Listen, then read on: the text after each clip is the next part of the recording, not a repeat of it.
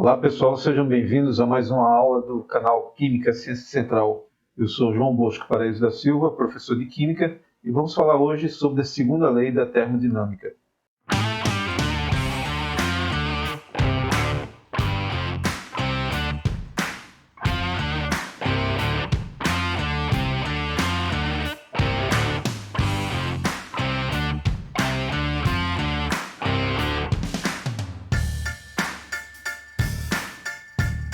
Antes de falar propriamente da segunda lei da termodinâmica, vamos fazer aqui uma reflexão sobre algo que eu acho que vai junto ao senso comum.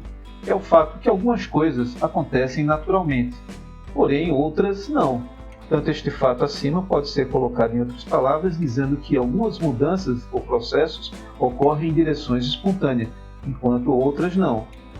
Bem, então, uma pergunta que a gente poderia se fazer é: qual é que é a direção de um processo espontâneo?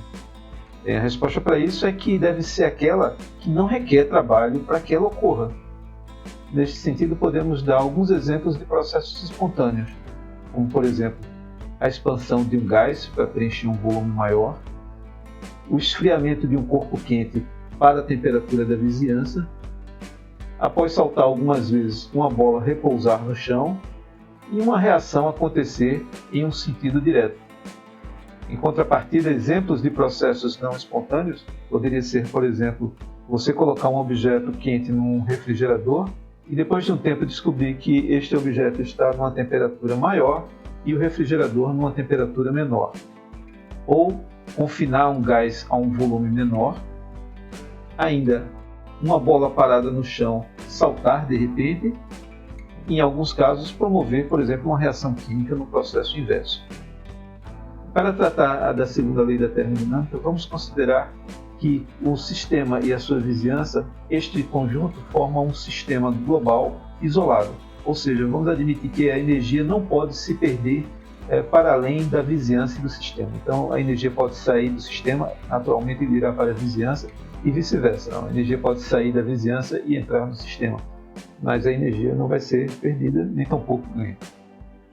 A partir de agora, vamos direcionar a nossa atenção para um dos exemplos que demos como de um processo espontâneo. Que foi, por exemplo, você tem uma bola a uma certa altura e aqui embaixo você tem um suporte.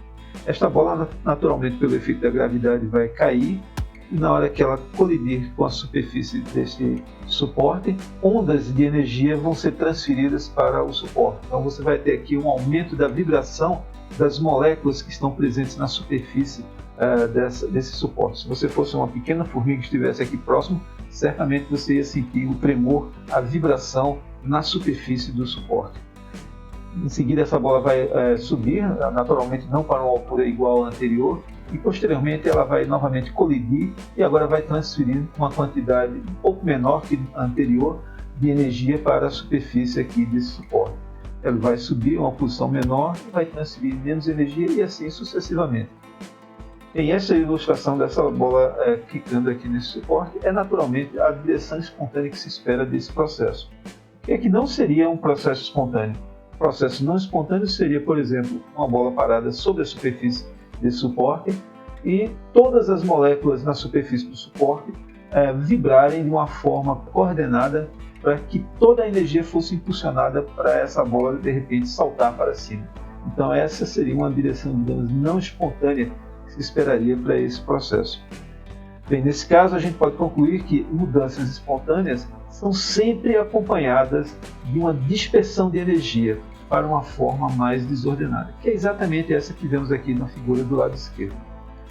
Bem, se um processo espontâneo levar a uma dispersão de energia de uma forma desordenada, nós vimos em vídeos anteriores, eu vou colocar aqui o card para quem não lembrar, que na verdade nós estamos falando sobre produção de calor. Sendo assim, uma das maneiras de enunciar a segunda lei da termodinâmica é dizer que nenhum processo é possível em que o único resultado é a absorção de calor de um reservatório e sua completa conversão em trabalho. O que é representado aqui nesta figura. A gente tem aqui uma fonte de calor, ou seja, uma fonte quente, está uma temperatura índice H, que significa hot na língua inglesa. Então, é uma fonte que está a uma temperatura elevada, que, portanto, tem um fluxo de energia na forma de calor para fluir e passar através de um motor e gerar a produção de trabalho. Ora, o que a segunda lei da termodinâmica diz é que isso aqui, obviamente, não é verdadeiro. Então, a imagem que, na verdade, melhor reflete a realidade seria como dessa figura da direita. Você tem uma reserva de calor, né, numa fonte quente, e, portanto, a energia pode fluir dessa fonte quente, passar através de um motor, uma parcela desta energia gerar trabalho e uma parcela ser perdida para o chamado um ralo frio, que está a uma temperatura índice C cold, né, uma temperatura mais baixa. Isso aqui, na verdade, pode representar, por exemplo, o meio ambiente. Então você tem uma fonte de calor, uma parte é convertida para produzir energia e uma grande parte se perde para um ambiente onde a temperatura está mais baixa, por exemplo, na forma de calor ou som. Portanto, uma maneira alternativa de interpretar a segunda lei da termodinâmica é dizer que é impossível construir uma máquina em que calor é retirado de um reservatório quente e completamente convertido em trabalho. Sempre alguma energia é desprendida como calor. Isso equivale a dizer que não existe uma máquina que ofereça 100% de rendimento de trabalho. Então esta é uma importante conclusão que tiramos da segunda lei da termodinâmica e que utilizaremos nas próximas videoaulas, onde eu espero encontrá-los lá. Um forte abraço e até a próxima!